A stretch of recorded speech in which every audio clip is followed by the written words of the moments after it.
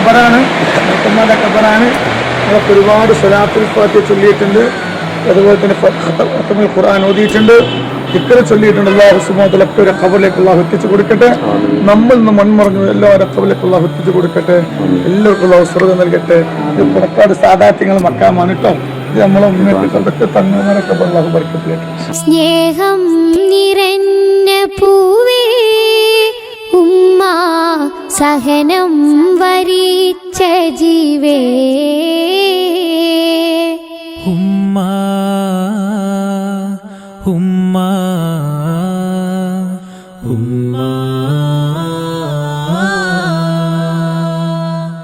ഉമ്മയെന്നൊരു വിളിക്കുത്തരം നൽകിടാൻ ആളില്ല എങ്കിലോ കഷ്ടം കഷ്ടം.